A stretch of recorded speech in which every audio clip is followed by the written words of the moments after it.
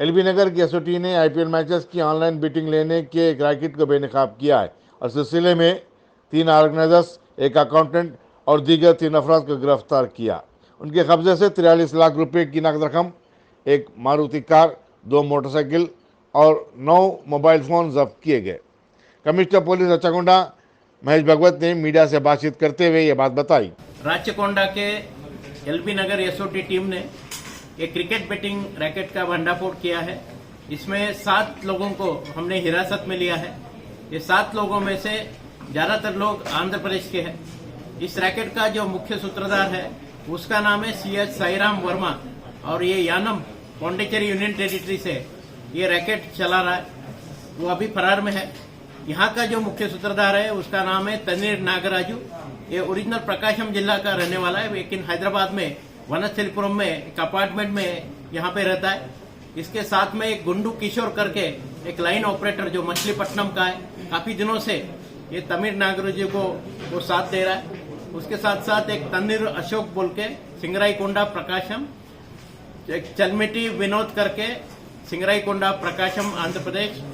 ये सब बुकीज है। इनके साथ में 3 पंटर हमें मिले जिनका नाम है कोटला दिनेश भार्गव, मेडिसिटी किशोर और भोजना राजू। इन लोगों के 7 लोगों के हिरासत से तकरीबन हमने 11,80,000 कैश, उनके बैंक अकाउंट से 31,17,576 यानी कि 43 लाख कैश अभी हमें कैश और बैंक अकाउंट का फ्रीज अमाउंट हमें मिला है। और इनके पास से हमने एक मारुति कार, एक होंडा एक्टिवा और एक hero glamour 2 wheeler, 9 mobile phone, तकरीबन 56 लाख का प्रॉपर्टी बरामद हुआ है। कल जो Rajasthan royal versus royal challenge Bangalore का जो मैच चल रहा था, ये 13th मैच था आईपीएल का।